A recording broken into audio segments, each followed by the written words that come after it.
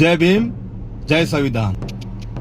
मैं इस वीडियो के माध्यम से कच्छवासियों के पास अपनी बात रखना चाहता हूँ। साथियों, 4 दिन पहले हमने कच्छ कलेक्टरसी को, जो पाकिस्तान से आए यहाँ पे कच्छ में अशांति फैलाने वाले और हिंसा को फैलाने वाले लोगों के खिलाफ जो है आवेदन पत्र दिया और तपास की मांग की है। और कुछ लोग जो हैं इस बात को उल्टा रंग देने की बात की है। हाँ, इनका काम है अशांति फैलाना, नफरत फैलाना। ये बोल रहे हैं कि मैंने हिंदुओं के बारे में बात की है। हमारे सारे वीडियोस सोशल मीडिया पे हैं, आप देख सकते हैं। हमने कोई भी किसी भी धर्म के बारे में बात नहीं की। यहाँ तक कि हमारी सारी प्रोफाइल या सारे सोशल मीडिया पे सारे वीडियोस होंगे। आगे भी पहले भी कभी हमने कोई भी समाज या धर्म के बारे में बात नहीं की। लेकिन ऐसे लोगों को समझना होगा, ये लोगों को टास्क दिया गया है, इनकी रोजी रोटी इसी से चल रही है। लेकिन मैं अमन प्रस्त लोग, कच्छ के शांति प्रिय लोगों से कहना चाहता हूं कि ऐसे लोगों को पहचानना जरूरी है।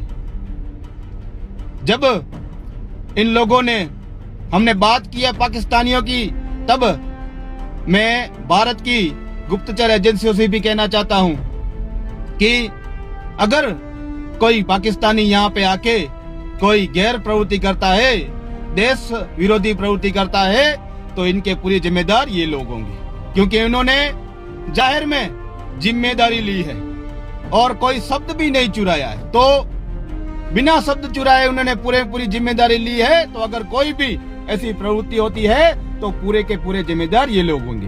हमने आवेदन पत्र कच्छ कलेक्टरसी को दिया पाकिस्तानियों के खिलाफ, तो पेट दर्द जो है मांडवी में हुआ।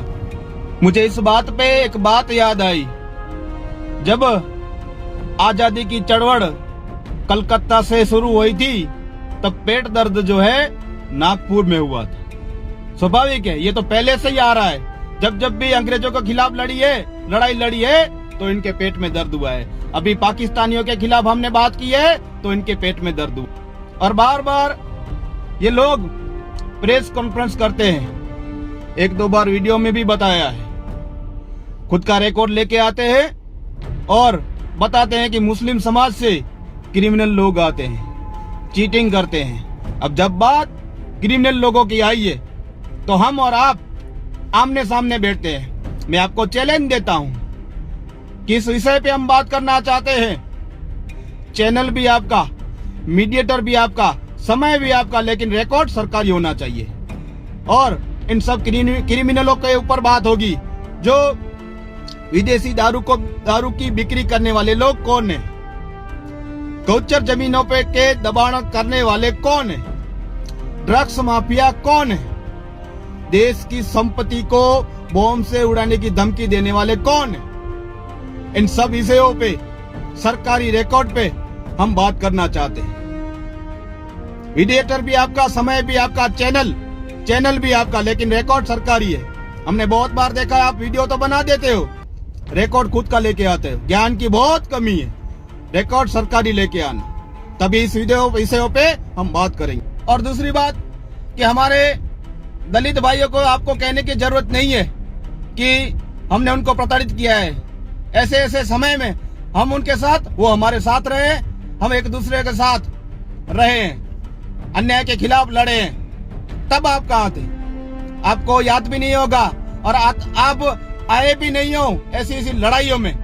मैं कहना चाहता हूँ आपको, हमारे गुजरात के मुख्यमंत्री, जब आप बात कर रहे हो ना, तो मैं कहना चाहता हूँ कि हमारे गुजरात के पूर्व मुख्यमंत्री, जो पिछले साल दुखद घटना में उनका अवसान हुआ, ऐसे विजय भाई रूपाणी, जिन्होंने गुजरात के दलित समाज को शरणार्थी कहा था, तब तुम कहाँ चले गए थे?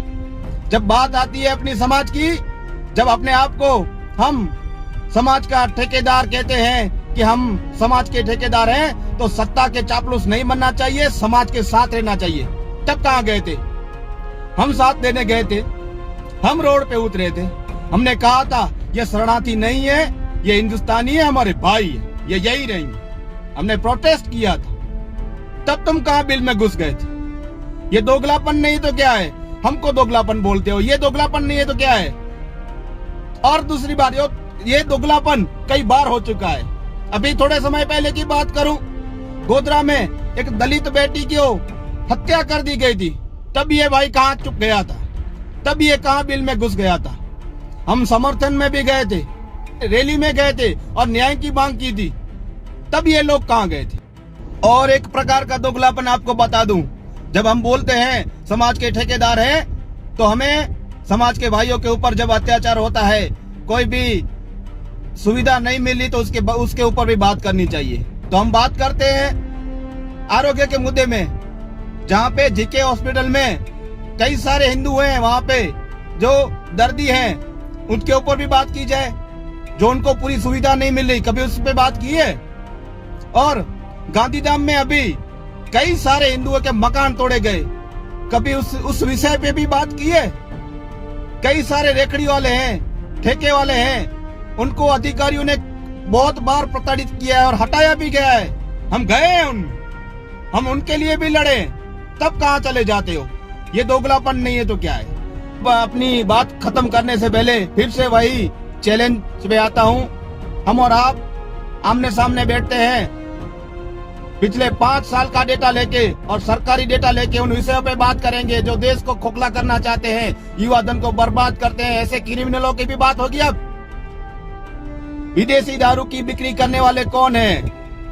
भू माफिया कौन है? गौचर जमीनों पे दबाण करने वाले कौन है? मेरे दलित भाइयों की जमीनों पे दबाण करने वाले कौन है? और देश की संपत्ति को बॉम्ब से उड़ाने की धमकी देने वाले कौन है? यहाँ तक कि अब देश का पैसा लेके भागने वाले लोग कौन है, वो भी बात होगी। और बात बीफ एक्सपर्ट करने वालों को भी होगी। अब इसे पे बात होगी। पूरा 5 साल का डेटा हम लेके बैठेंगे। मीडिएटर आपका होगा, चैनल आपका होगा, लेकिन रिकॉर्ड सरकारी होगा। जय भीम, जय संविधान।